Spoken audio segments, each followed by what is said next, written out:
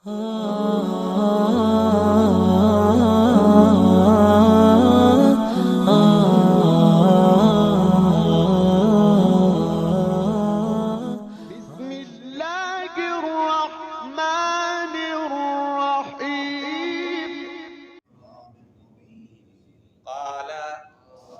لوط علیہ السلام نے کہا ہؤلاء بناتی، یہ میری بیٹیاں ہیں، ان کنتم فاعلین، اگر تم نے کچھ بات کرنی ہے، لعمرک، آپ کی عمر کی قسم، انہم لفی سکرتہم، وہ لوگ اپنی بدہوشی میں، وہ لوگ اپنی بدمستی میں، یعمہون، اندھے ہو رہے تھے، فاخذتہم الصیحۃ، بس پکڑ لیا ان کو زوردار چیخ نے، مشرقین، سورج نکلتے وقت، وجعلنا عالیہا سافلہا، بس ہم نے کر دیا اس بستی کے اوپر والے حصے کو اس کے نیچے، وَأَمْطَرْنَا عَلَيْهِمْ، اور ہم نے ان پر برسائے، حجارۃ من سجیل، پتھر کھنگر کے، ان فی ذالک، بے شک اس میں، لآیات، البتہ نشانیاں ہیں، للمتوسمین، دھیان کرنے والے کے لیے، وَإِنَّهَا، اور بے شک یہ بستیاں، لَبِسَبِيلٍ مُقِيمٍ، آباد شاہراہ پر ہے، اِنَّ فِي ذَلِكَ، بے شک اس میں، لَآیَةً لِلْمُؤْمِنِينَ، ایمان والوں کے لیے نشانی ہے، وَإِنْ كَانَ أَصْحَابُ الْأَيْكَةِ، اور شان یہ ہے کہ تھے ایکا والے، لظالمین، ظلم کرنے والے، فانتقمنا منہم، تو ہم نے ان سے انتقام لیا، وَإِنَّهُمَا، اور بے شک یہ دونوں بستیاں، لَبِإِمَامٍ مُبِينٍ، البتہ واضح راستے پر واقع ہیں۔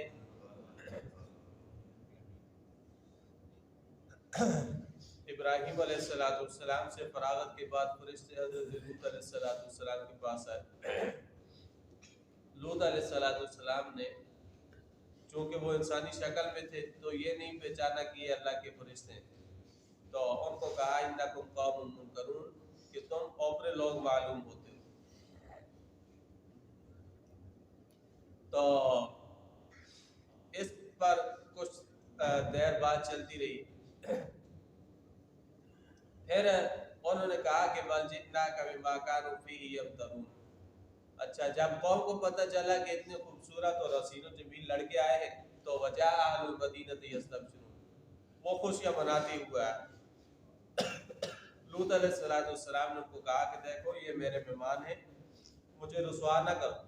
تو انہوں نے کہا کہ ہم نے تو آپ کو منع کیا تھا کہ جان والوں کی حمایت نہ کرو، اگر یہ بہت ہی پاک باز بنتے پھرتے ہیں تو پھر ان کو یہاں سے نکال دو، دوسری بستی کے اندر اور پاک بستی کے اندر چلے جائیں۔ پھر فرشتوں نے اپنا تعارف کرایا کہ ہم اللہ کے فرشتے آپ کے پاس آئے ہیں، بما كانوا فيه يمترون، وہ چیز لے کر آئے جس کے بارے میں یہ لوگ شک کرتے ہیں اور یہ لوگ عذاب الہی میں شک کیا کرتے تھے۔ آپ اب اس طرح کریں کہ رات کے ایک حصے میں اپنے گھر والوں کو لے کر نکل جائیں اور آپ ان کے پیچھے رہیں اور کوئی بھی پیچھے مڑ کے نہ دیکھیں، جہاں بھی آپ کو حکم دیا جا رہا ہے وہاں پہ آپ چلے جائیں۔ تو لوط علیہ السلام نکلے، ساتھ ان کی بیوی تھی یا نہیں تھی، بہرحال جو بیٹیاں تھیں وہ ان کے ساتھ نکل آئی تھی۔ پھر کیا ہوا، لوط علیہ السلام کے سمجھانے کے باوجود یہ لوگ نہ سمجھے، تو اب آج کی آیات میں لوط علیہ السلام کا اس بات کا تذکرہ ہے کہ لوط علیہ السلام نے دوسرے طریقے سے اپنے قوم کو سمجھایا۔ وہ طریقہ کیا تھا؟ لوط علیہ السلام نے کہا ہؤلاء بناتی ان کنتم فاعلین، دیکھو تم کچھ کرنا ہی چاہتے ہو تو پھر یہ میری بیٹیاں حاضر ہیں، لیکن مہمانوں کے ساتھ مت چھیڑو، ان کو تنگ نہ کرو۔ کیوں؟ اس لیے کہ ان کو تنگ کرو کہ ان کی عزت کے ساتھ کھیلو گے تو یہ میری بے عزتی ہے، میری رسوائی ہے، لہٰذا یہ میری بیٹیاں حاضر ہیں۔ تو اب مفسرین کرام فرماتے ہیں کہ لوط علیہ السلام نے جو اپنی بیٹیوں کی پیشکش کی تھی یہ نکاح کے لیے تھی، کہ میری بیٹیاں حاضر ہیں، ان سے نکاح کر لو، اور جو تم اپنی شہوت کی تکمیل کرنا چاہتے ہو وہ پھر کر لو۔ تو ناجائز شہوت رانی کے لیے لوط علیہ السلام نے اپنی بیٹیوں کی پیشکش نہیں کی تھی۔ کیوں؟ اس لیے کہ اللہ کے نبی جو ہوتے ہیں وہ ناجائز کام کی دعوت نہیں دیتے بلکہ وہ جائز کام کی دعوت دیتے ہیں۔ اور ایک اور بات ہے جس کو عام مفسرین نے تسلیم کیا ہے کہ یہاں پہ بیٹیوں سے مراد لوط علیہ السلام کی اپنی بیٹیاں نہیں بلکہ قوم کی بیٹیاں مراد، اس لیے کہ پیغمبر جو ہوتا ہے وہ بمنزلہ باپ کے ہوتا ہے، اور قوم کی عورتیں پیغمبر کے لیے، نبی کے لیے بطور بمنزلہ بیٹیوں کے ہوتا ہے۔ تو لوط علیہ السلام نے ان کو کہا کہ یہ قوم کی بیٹیاں موجود ہیں، ان سے نکاح کر لو اور اپنی شہوت کو پورا کرو، لیکن مہمانوں کے ساتھ چھیڑخانی نہ کرو، مہمانوں کو مت چھیڑو، ان کو تنگ نہ کرو۔ تو اللہ کے نبی حضرت لوط علیہ السلام ان کو جائز کام کی دعوت دے رہے تھے، لیکن قوم ہم جنسی کی طرف جا رہی تھی، اور یہ ہم جنسی یہ اتنا برا فعل ہے، مولانا عبید اللہ سندھی رحمۃ اللہ علیہ نے لکھا ہے کہ یہ جانوروں کے اندر بھی نہیں پایا جاتا سوائے بندروں کے، بندروں کے اندر یہ فعل پایا جاتا ہے، اس کے علاوہ کسی کے اندر یہ فعل، کسی جانور کے اندر بھی یہ فعل نہیں پایا جاتا۔ تو پھر ایک ہم جنسی ہے اور ایک زنا ہے، تو مفسرین کرام نے دونوں کے بارے میں بحث کی ہے کہ دونوں ہے کہ یہ الگ الگ ہے۔ تو قرآن کریم کے اندر دونوں کو فوج کہا گیا، دونوں سے شہوت کو پورا کیا جاتا ہے، شہوت کی تکمیل ہوتی ہے دونوں کے ذریعے، زنا سے بھی اور ہم جنسی سے بھی۔ فرق صرف اتنا ہے کہ زنا کے اندر مخالف جنس کے ساتھ تعلق قائم کیا جاتا ہے، اور مخالف جنس سے تعلق قائم کرنا یہ ایک فطری عمل، لیکن چونکہ یہ قانون کو توڑتا ہے، قانون کیا ہے؟ نکاح، تو یہ قانون کو توڑ کے زنا کرتا ہے، تو اس لیے اس کو فحش سے تعبیر کیا گیا ہے قرآن کریم کے اندر۔ اور ہم جنسی جو ہے یہ تو ہے ہی خلاف فطرت۔ اور پھر زنا کی جو سزا ہے وہ ہے حد جاری کی جاتی ہے، اگر شادی شدہ مرد عورت میں سے کوئی اس کا ارتکاب کرے تو اس کو سنسار کیا جاتا ہے، اور اگر کنوارہ کرے تو اس کو کوڑے لگائے جاتے ہیں۔ تو اب ہم جنسی کی سزا کیا ہے؟ تو بعض حضرات تو کہتے ہیں کہ یہ بھی زنا کے مساوی ہے، اس کے برابر ہے، لہذا جو سزا اس زنا پر دی جاتی ہے وہی اس ہم جنسی پر بھی دی جائے گی۔ لیکن امام اعظم ابو حنیفہ رحمۃ اللہ علیہ فرماتے ہیں کہ ہم جنسی کا مرتکب شخص پکڑا جائے تو اس کے اوپر حد جاری نہیں کی جائے گی، بلکہ یہ قابل تعزیر جرم ہے، اور اس کی سزا قید سے لے کر سزائے موت تک دی جا سکتی ہے۔ امام ابن کثیر رحمۃ اللہ علیہ نے امام ابو حنیفہ رحمۃ اللہ علیہ کے بارے میں لکھا کہ وہ اس بات کے قائل ہیں کہ ہم جنسی کا مرتکب آدمی اس کو اوپر بڑے مینارے کے اوپر کھڑا کیا جائے اور وہاں سے دھکا دے کے اس کو مار دیا جائے، اور یا پھر بڑی دیوار ہے اس کے ساتھ اس کو بٹھا کے اس دیوار کو اس کے اوپر گرا دیا جائے۔ تو مقصد یہ ہے کہ اس کو عبرتناک سزا ملے، سخت سے سخت سزا اس کو ملے۔ تو یہ امام صاحب رحمۃ اللہ علیہ کا مسئلہ ہے۔ اسی وجہ سے حضرت لوط علیہ السلام نے ان کو کہا تھا نا انی لعملکم من القالین، تم یہ جو فعل کرتے ہو مجھے بڑی نفرت ہے، اس سے بڑی نفرت۔ تو بہرحال پھر بھی شہوت جو ہے یہ بنی نوع انسان پر مسلط کی گئی، اور اس کو پورا کرنے کے لیے شریعت کا حکم کیا ہے؟ الا علی ازواجہم او ما ملکت ایمانہم، اپنی بیویوں کے ساتھ اس کو پورا کرو یا اپنی لوڈیوں کے ساتھ. تو پرانے زمانے میں لوڈیاں ہوتی تھی، اب وہ لوڈیوں والا سلسلہ بھی ختم ہو چکا ہے. تو اب ایک ہی سلسلہ ہے شہوت کو پورا کرنے کا، وہ کیا ہے؟ منکوحہ بیوی. بیوی کے ساتھ ہی اس شہوت کو پورا کرو. اب اسی اصول کے بنا پر اور جو کوئی اپنی بیوی کے علاوہ کسی اور طرف جائے گا تو فرمایا وَمَنِ ابْتَغَىٰ وَرَاءَ ذَلِكَ فَأُولَٰئِكَ هُمُ الْعَادُونَ، وہ حد سے بڑھنے والا ہے، حد سے تجاوز کرنے والا. اب اسی اصول کی بنا پر شہوت کو پورا کرنے کے دوسرے جتنے ذرائع ہیں وہ سارے کے سارے مکروہ ہیں، حرام ہیں. مثال کے طور پر مشت زنی ہے، تو یہ بھی کیا ہے؟ مکروہ تحریمی ہے. اور اسی طرح اپنی عورت سے شہوت کو پورا کرنا غیر فطری جگہ سے، تو یہ بھی کیا ہے؟ اس کے بارے میں بھی آپ علیہ الصلوۃ والسلام نے ارشاد فرمایا من اتی امرأۃ فی دبرها او کاہنا فقد کفر بما نزل علی محمد صلی اللہ علیہ وسلم، کہ جو شخص غیر خلاف فطرت وضع کرے گا، خلاف وضع فطری عمل کرے گا یا کاہن کے پاس جائے گا تو وہ انکار کرنے والا ہوگا شریعت محمدیہ کا. تو اس اصول کے بنا پر شہوت رانی کے جتنے ذرائع ہیں نکاح کے علاوہ وہ سارے کے سارے کیا ہے؟ ناجائز.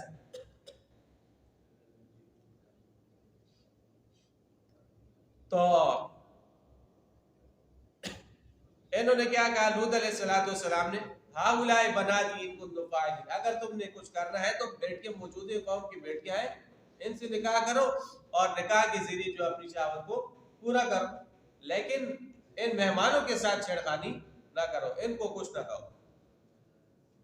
آگے اللہ تعالیٰ نے فرمایا لعمرک انہم لفی سکرتہم یعمہون، آپ کی عمر کی قسم بے شک یہ اپنی بدمستی میں اندھے ہو رہے تھے،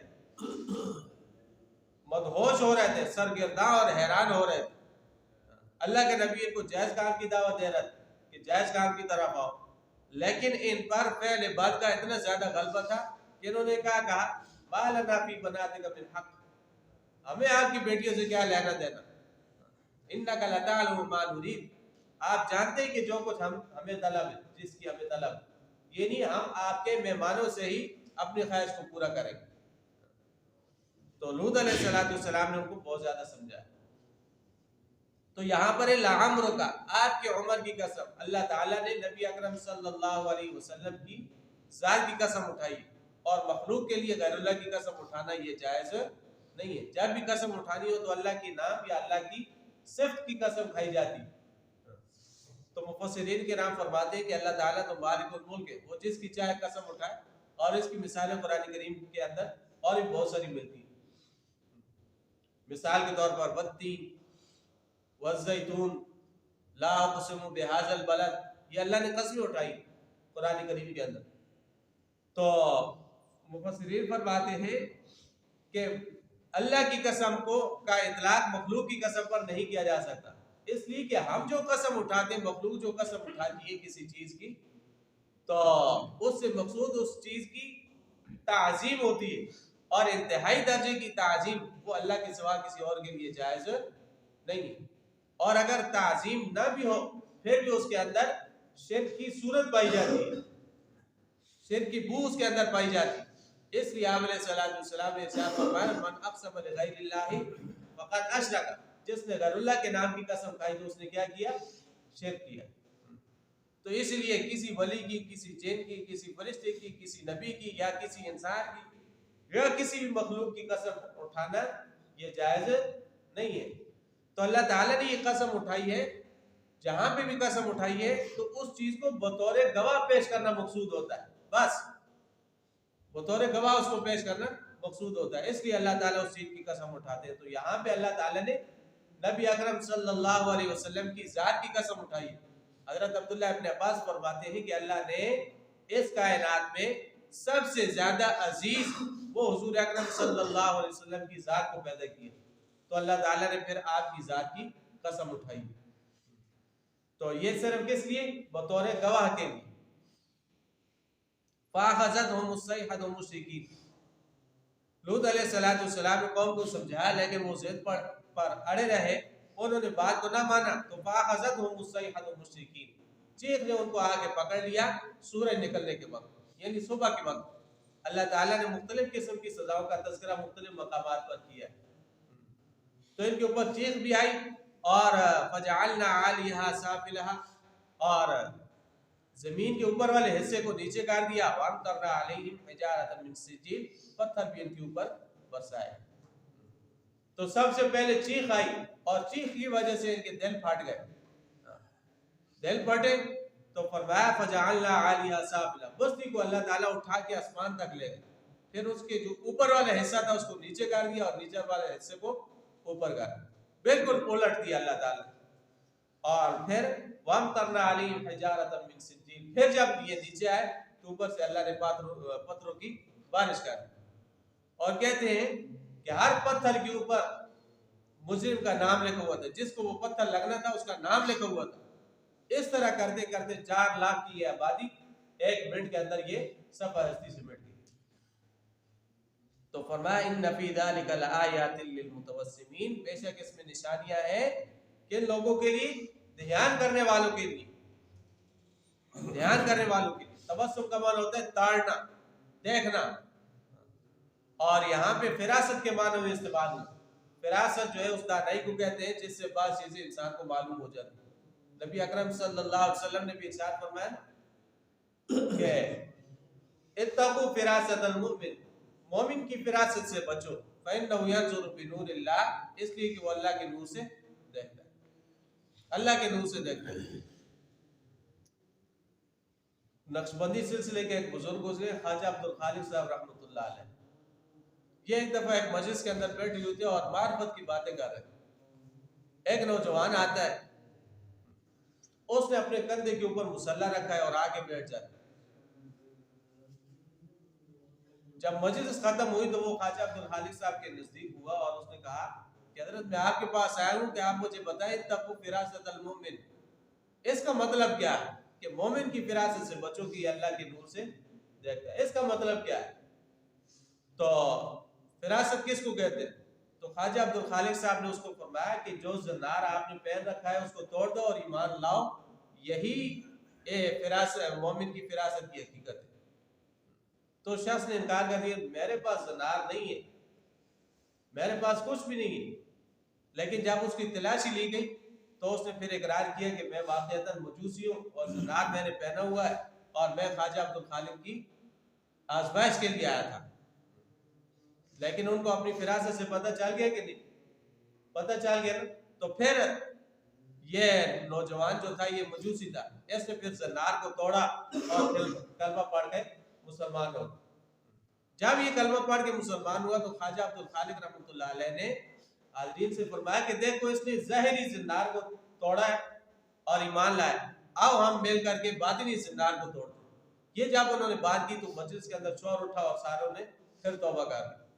تو یہ ہے اتقوا فراست المؤمن مومن کی فراست سے بچو فإنه ينظر بنور اللہ وہ اللہ کے نور سے دیکھتا ہے. ان فی ذلک لآیات للمتوسمین وانھا لبسبیل مقیم اور بے شک یہ بستیاں کہاں پہ آباد تھی؟ راستے پر آباد راستے کے اوپر. تو فرمایا کہ صاحب فراست لوگ وہ عبرت حاصل کرتے. ان فی ذلک لآیۃ للمؤمنین ایمان والوں کے لیے اس میں نشانیاں ہیں. وہ یہاں سے گزرتے ہیں اور اس سے ان کو چاہیے کہ عبرت حاصل کریں. اگر انہوں نے بھی یہی کام کیے جو قوم لوط نے کیے تو پھر ان پر بھی وہی عذاب آ سکتا ہے جو قوم لوط پر آیا. تو لہٰذا اس سے عبرت حاصل کرنی چاہیے. وَإِنْ كَانَ أَصْحَابُ الْأَيْكَةِ لَظَالِمِينَ ایکا والے بڑے ظالم تھے. ایکا اور مدین شہر تھا اور ایکا اس کے نواح کے اندر جنگل تھا اور یہ ایک ہی قوم کے افراد تھے. اور بعض کہتے ہیں کہ نہیں یہ الگ الگ قومیں تھی. ایکا الگ تھی اور یہ مدین یہ الگ تھی. ان کی طرف حضرت شعیب علیہ السلام کو اللہ نے مبعوث فرمایا. تو فرمایا کہ یہ بڑے ظالم تھے. فانتقمنا منهم ہم نے ان سے بھی انتقام دیا ان کی سرکشی کی وجہ سے. وَإِنَّهُمَا لَبِإِمَامٍ مُبِينٍ اور بے شک یہ دونوں بستیاں یعنی لوط علیہ السلام کی قوم کی بستی یہ کون سی بستی تھی؟ صدوم. اور یہ ایکا والے ایکا یہ دونوں بستیاں فرمایا وَإِنَّهُمَا صدوم اور ایکا یہ دونوں کی دونوں لَبِإِمَامٍ مُبِينٍ واضح راستے کے اوپر تھی، واضح راستے کے اوپر تھی۔ اب عراق سے مصر جانے والے وہ بھی یہی راستہ استعمال کرتے تھے، اور حجاز سے شام اور فلسطین جانے والے وہ بھی یہی راستہ استعمال کرتے تھے۔ مکہ والوں کا بھی یہی راستہ تھا، تو اللہ تعالیٰ نے ان کو یاد دلایا کہ تم ان بستیوں کے پاس سے گزرتے ہو، ذرا دیکھو کہ ہم نے ان کو پھر کیسی سزا دی۔ اور حضور اکرم صلی اللہ علیہ وسلم جب تبوک پہ جا رہے تھے تو آپ علیہ السلام کا اس راستے سے گزر ہوا نا، تو آپ علیہ السلام تیزی سے گزرے۔ آپ نے فرمایا کہ اس قوم پر یہاں پہ عذاب آیا تھا، لہذا یہاں سے جلدی جلدی گزرو، کہیں ایسا نہ ہو کہ ہم پر بھی عذاب آئے۔ لیکن آج کل جتنی بھی عذاب کی جگہ پوری دنیا کے اندر آپ دیکھ رہے کہ لوگوں نے وہ جگہ تفریح گاہ بنا لی، ساتھ ہوٹل باندھ کے تفریح کے لیے لوگ وہاں پہ جاتے ہیں۔ حالانکہ ان چیزوں سے اور ان خنڈرات سے انسان کو عبرت حاصل کرنی چاہیے کہ ان لوگوں نے کون سے اعمال کیے تھے اور ان کا انجام کیا ہوا تھا، ہمیں ان سے بچنا چاہیے۔ اللہ جل شانہ ہمیں نیک اعمال نصیب فرمائے۔ وَلَقَدْ يَسَّرْنَا الْقُرْآنَ لِلذِّكْرِ فَهَلْ مِن مُّدَّكِرٍ